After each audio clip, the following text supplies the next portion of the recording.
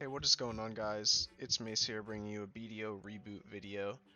This is the Musa edition. We will be focused on Awakening Musa, so if you are looking for a Succession Musa guide, then this probably isn't the place for you. First, I'll go over a little bit about myself. I've been playing Musa for nearly 3 years, ever since I installed BDO. I have been playing Awakening. I have touched into Succession, but it wasn't my cup of tea. So I've been around the class for a while. I'm mainly a PvE player. However, I have dabbled into PvP like Siege, Node Wars, RBFs, and just 1v1s in Battle Arena. So in this video I'll go over, do a little Musa overview, the skill overview of the new skills and skill changes. I will also go over my current add-ons, although they are a work in progress. Combo overview for PvE and PvP combos, and then we'll end just talking about where I think Musa stands in the meta currently after this reboot update, and what I think about the class overall. Alright guys, so let's hop right into the Musa Awakening skill tree. So if you played Musa Awakening before, this won't look that much different. So our new reboot skill is Inferno Slash. It was formerly known as the Flow Nemesis Slash. This is down E on your keyboard. It is an air attack, down attack, and down smash. It has a crit hit rate of 50%, accuracy rate of 7%, max of 10 targets, and recovers 50 HP per hit. With the blade effect, it does also give accuracy rate of 50%, which is really nice. So let me show you what that looks like. So it can be done anywhere in the combo, but if you just down E, it does also have a projection. A lot of Musa's skills gain projections after them. So originally we just had our Shift-LMB projection, which is now actually a stiffen. If I can find it. So here you have Shift-LMB, you have accuracy rate of 25%, maximum 10 hit targets, floating on hits, and stiffness on extra attack hits. Whereas before this was kind of just like a vacuum, it didn't stiffen. But now it is a lot quicker to cast, and the range is almost double in my opinion. We also have projection on step back, so step back is down F, critical hit rate of 50%, accuracy rate of 12%, max 10 targets, recover 28 WP per hit. So that's just down F. That is protected in the super armor. So another change is crosscut.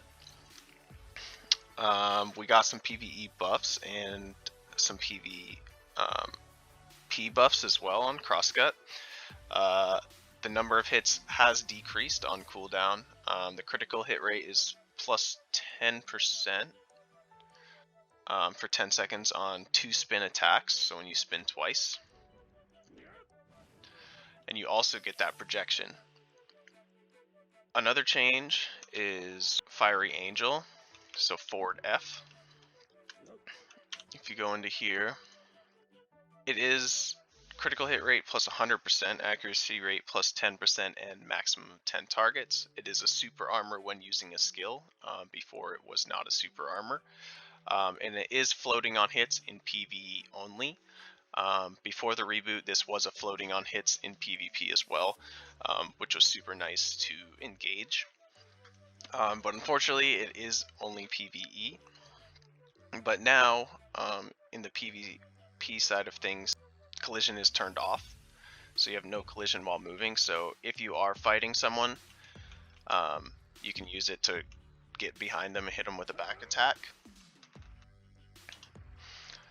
Another change is Fiery Crevice. You used to be able to spam this, but now it is not spammable, but it is a knockdown on hits.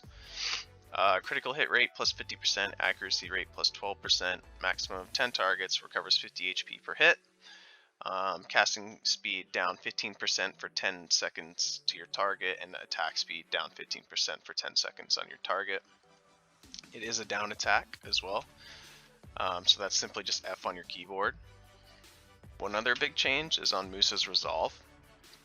So your Shift Q, this was a stun before and it still remains a stun, But now in PvE, it attracts the attention of mobs, so it's kind of like a pull in some scenarios where you can pull a variety of mob packs by just using this one skill. The cooldown is way shorter than it used to be, and the range is also way bigger than it used to be. So I can show you that. As you can see, the range is pretty big. It's almost like a full dash distance for Musa. So that could be a pretty big stun area in PvP scenarios, and then for grinding, as I mentioned, it's easier to pull a lot of packs if they aren't too far apart, which really gives Musa some better hours of grinding, in my opinion. The last change I want to talk about is Musa's Chase. So under his main hand skills, if you go down to Chase, this was changed in Awakening. It wasn't changed in Succession, but in Awakening, the dash is now a little bit further than it used to be, making it quicker to get around. And the iframe is also 0.2 seconds longer, from 0.5 seconds, I believe, on your first dash. So it is a super armor still, so off of the first dash, as you can see, it is an iframe. But if you spam it, it is only a super armor until that iframe is on cooldown. So that is a nice change. It makes Musa a lot more mobile. So now let me run over and I'll show you my add-ons, and then we can hop into the battle arena and go over some PvE and PvP combos that I would recommend for the new rebooted Musa Awakening. So here are my current add-ons. I'm still playing around with some of them, so these aren't truly set in stone. I'm not going to go over them too in depth, as you can read what I have, so I will leave these up on the screen if you want to pause and go through them and maybe try them out, or maybe if you think I should change something up, feel free to leave a comment down below. Those are my add-ons. So why don't we hop into Battle Arena and I'll go through the combos, and that might help explain why I have some of these add-ons the way I do. Alright, so I'm here in BA, so let's get into some PvE combos. I have a couple different combos depending on the scenario and the mobs that you're grinding. So we'll go over the first scenario that I have. It's kind of those smaller mob packs that are closer together. Think of like Desert Fogans, Desert Nagas, kind of just like any Valencia mob. So first, I would go in, try and get in between a variety of packs, and then Musa's Resolved, so Shift Q. This will pull all the packs to your attention and pull them towards you. Then I'll Eradicate to get the accuracy buff, especially in my add-ons as well. Then below the belt, so Shift LMB, into Crusher, Shift F, into the flow foul play, which is just F after Crusher, into a couple crosscuts, and then if you need it, a fiery crevice at the end. So let me show it to you in full speed.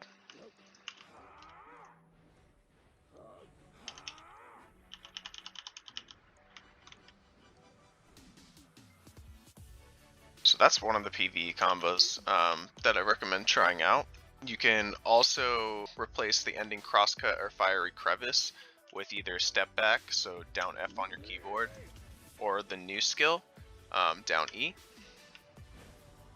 Both these are projections and do some pretty good damage, especially in PvE. So let me show you the replacing crosscut or fiery crevice with the step back or Inferno Slash.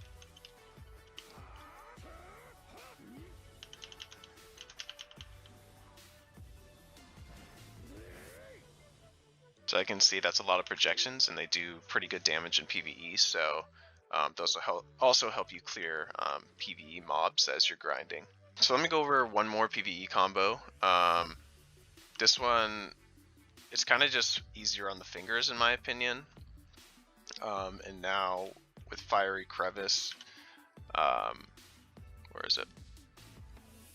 With Fiery Crevice giving a lot of debuffs and accuracy buffs like it didn't before, it's kind of good to open with Fiery Crevice in my opinion. So if you're grinding mob packs that aren't so far apart and that you're not just going to one-shot with one skill, you can enter with the Fiery Crevice. You can just come up and then press F. And if that doesn't one-shot, you can just come in, press F, then Eradicate for the accuracy buff as well, into below the belt, Crust Crusher, Flow, down E, down F. So for the PvP combos, I find it better to start in pre-awakening, using Stub Arrow, and with the Stiffen, come in for a back attack with Dragon Bite, so down S, or down LMB. Go into Rising Storm, so your Shift Q, and while you're in that, C-swap into Awakening. That is a knockdown on the C-swap on good hits, so that does help a lot as well. So in more full speed, just for the engage part, so it's Stub Arrow, Chase, Dragon Bite, Rising Storm, C-swap. And then once you're on the C-swap and back into Awakening, it kind of follow, in my opinion, I follow the PvE kind of rotation as well. So usually into a below the belt Crust Crusher. But there are a few different scenarios, whereas if they're standing up, you might want to one step back. But I'll show you a few different ones. So first I'll do Stub Arrow, Dragon Bite, Rising Storm, C-swap, below the belt, Crust Crusher, Flow, and then maybe a one step back. You may want to change the order of that depending on if the person you're fighting is getting up or is mobile again. You may want to Musa's Resolve, so Shift Q, to try and stun them before they can move again, and just try to keep them in the CC chain.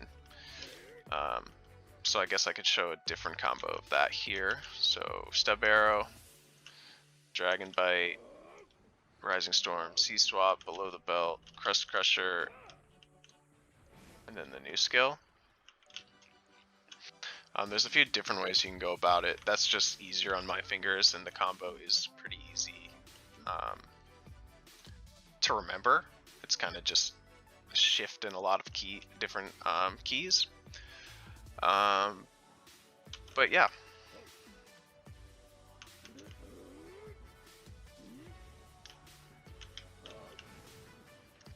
Another PvP combo with the new projection changes and fiery crevice changes. You can engage with projections, so your Shift RMB, which can be a stiffen. Or you can engage with fiery crevice, which is your F, and which is a knockdown. So depending on the scenario, projection is probably the better choice for large scale or medium scale, and fiery crevice you could definitely use in 1v1s where you can actually all in without being punished too hard. So that's another way to engage, is either projection or just all in fiery crevice.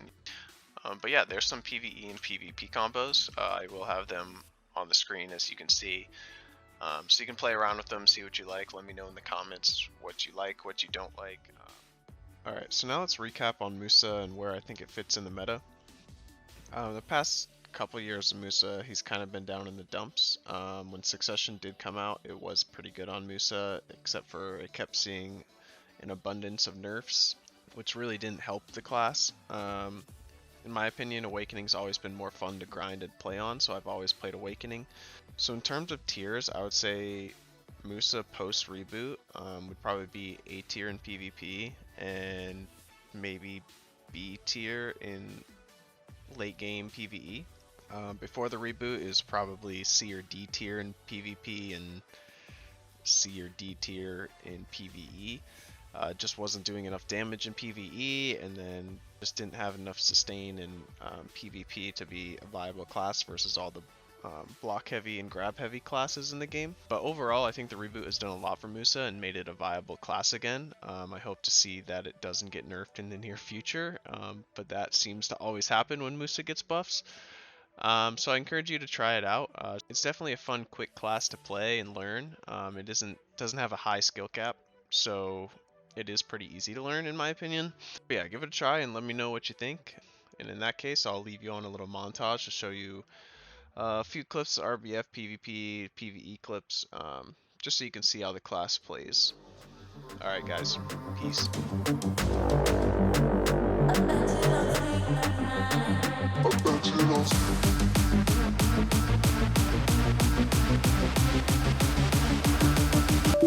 Can you move it along? I'm all out of time cards.